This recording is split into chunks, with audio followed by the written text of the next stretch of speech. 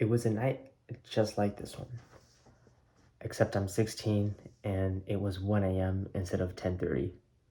But I couldn't go to bed. I have to keep working. I have to stay awake even though my parents are asleep, my sisters are asleep, because I need to finish this thing before morning.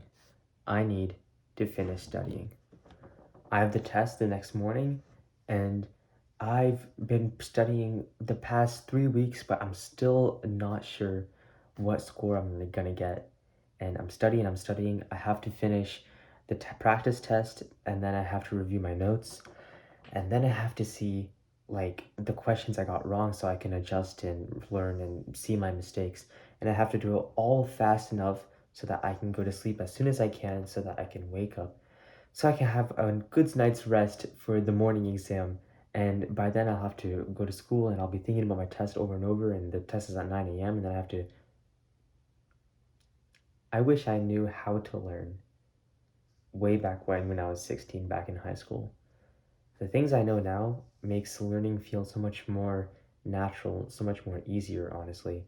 And these concepts are not only better for performing well in school, but also teaching other people so that when you understand and know a concept, you'll be able to share that wisdom with others. So I kind of want to talk about why. First of all, I just want to start with I've just been so excited for this YouTube video, this recording, because I've been learning so much about learning, and I think learning is just one of the coolest things, especially me as a neuroscience major learning about the brain. But anyway, the way you learned probably really, really sucks.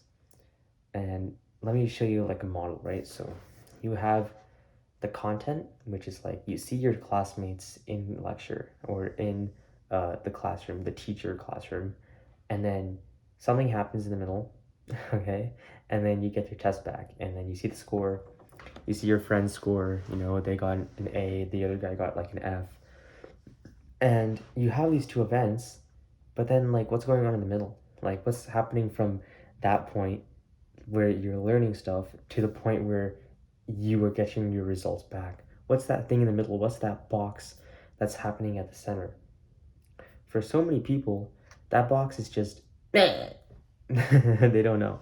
Like they're like trying this, they're maybe doing their flashcards, maybe they're looking over the slides, maybe they're doing practice problems, but whatever they're doing in the middle, most kids aren't even sure what score they're gonna get. Like this used to be me, right?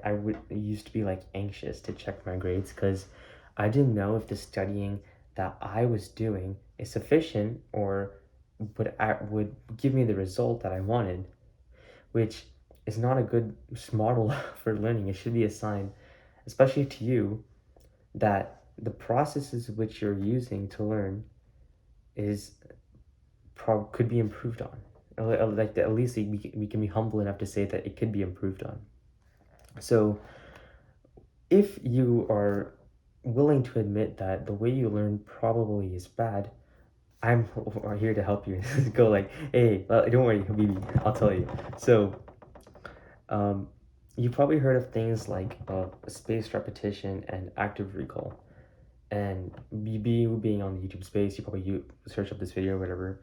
These are these are good like learning methods, but we can take from level 1 to the next level where we can understand why these methods work and maybe make our own strategies that are more effective.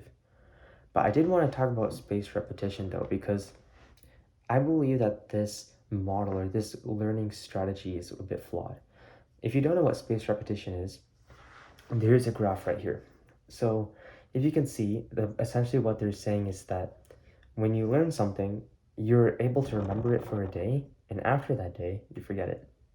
And then let's say day 2, you look at that thing again, and then you're like, oh yeah, I remember that. So let's say spaced repetition is flashcards. There's like spaced repetition apps, like if you ever heard of Anki.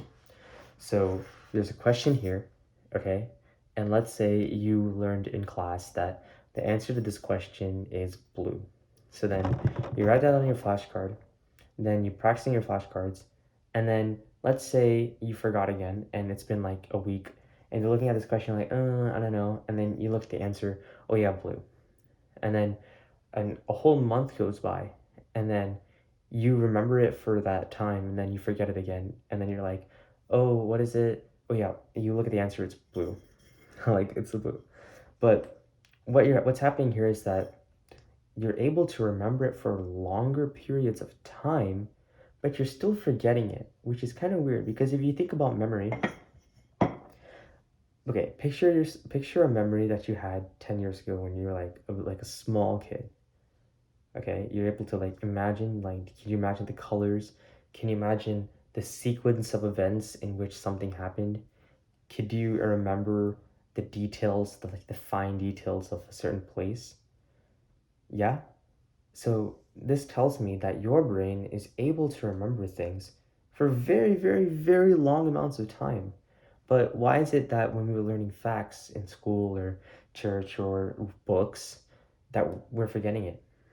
And this is why spaced repetition is kind of like forcing blocks into that little puzzle game or forcing something into your head that's not naturally occurring.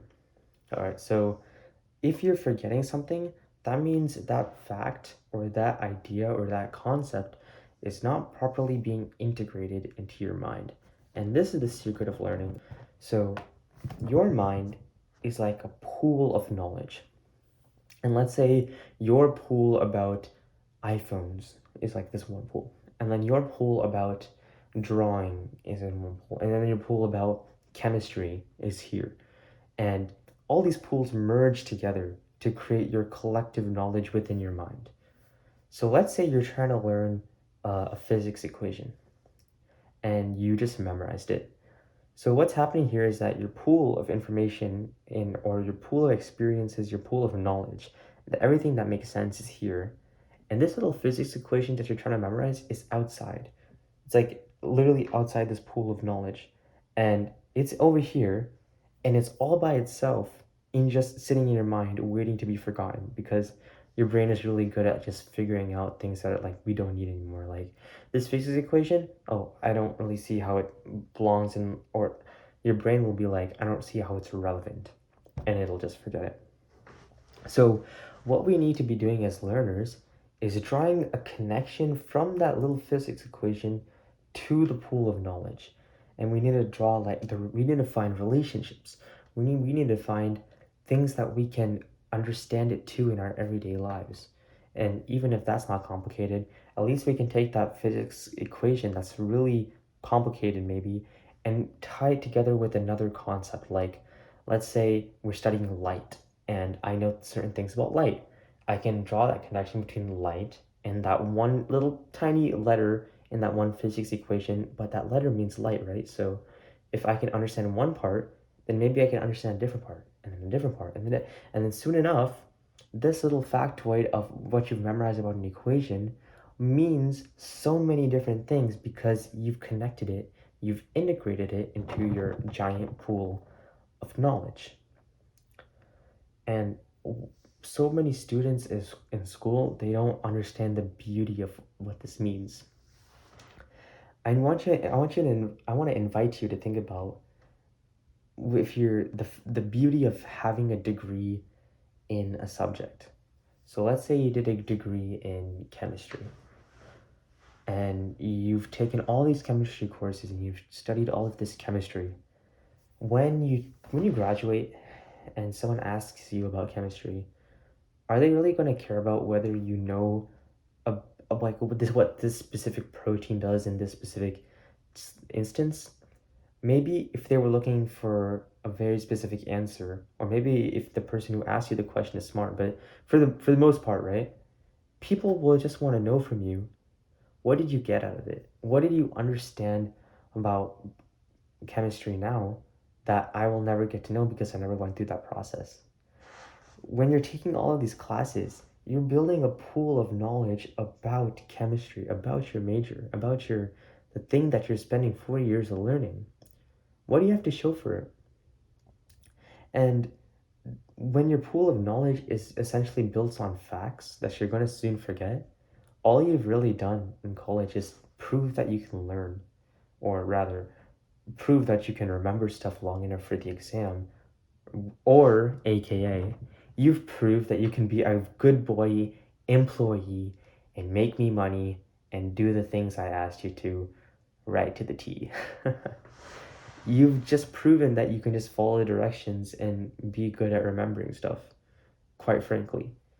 If you don't have a really beauty, I'm sorry, a true appreciation for the beauty of learning and the beauty of whatever that specific topic you're learning is, then what's the point, right? When you talk to an older person, they have so many experiences and so many knowledge.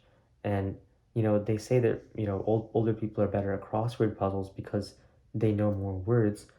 But it's also the fact that their pool of knowledge is so large, so expansive, that things that we are always growing on today, they've been growing for 50, 60, maybe even 70 years and more. That's why when you speak to an older person, they have wisdom, is because they're able to tell stories, draw connections, and tell something, and to explain something. Another example is that you've ever seen those stories where you explain a complex topic, like let's say rocket science, to a 5-year old. What would you really do, right? As a rocket scientist, you would take that concept of really complicated science and put it into terms that regular people, or maybe like 5-year olds, will be able to understand.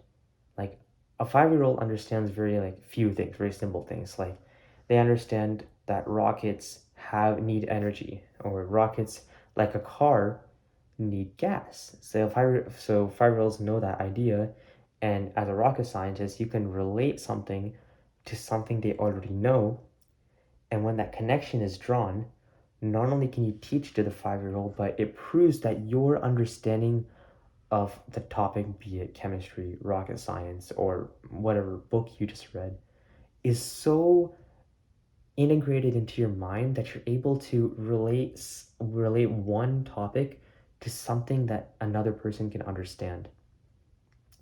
And this is so powerful for learning. If you guys understand like the depth of like what I'm saying, you can be so smart, you can be so fast at learning. Um so whenever like we see like the average student, like they're like trying to cram flashcards in their head, or they're just going through the slides, it's not really the point to like jam the information to your head, but you're looking at the slides and asking yourselves, what's the main point of what these entire topic, like these entire 50 slides, is trying to say? If I am teaching this lecture myself, what point would I want my students to take away? What concept is needed for this one function that students are spending so much time trying to memorize? What's that even for? Like, why do we even need this? If you're constantly asking like these higher level questions throughout maybe a lecture, or maybe you're asking these questions to yourself while you're reading a textbook, you can draw all these connections in your mind and learn faster.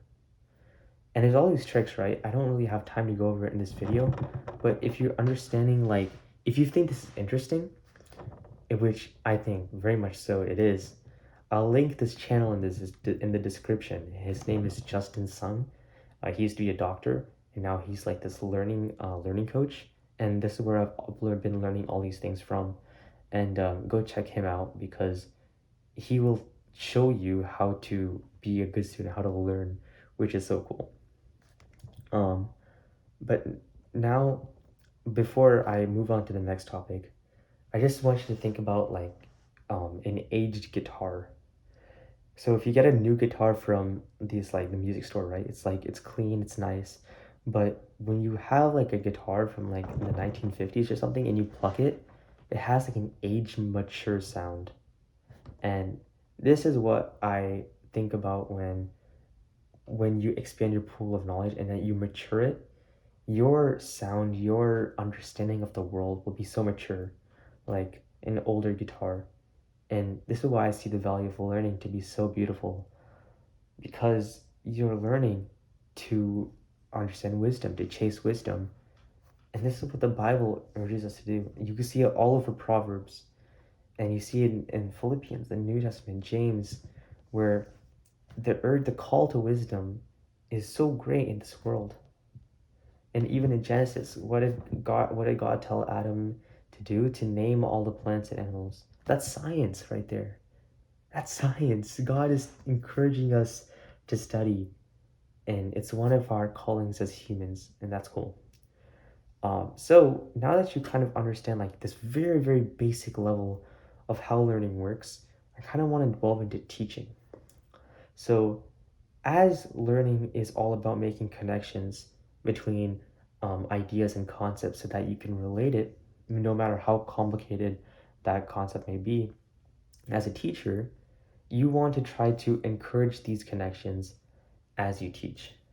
And this is not really to say that everything that comes out of your mouth is like an example or a relationship.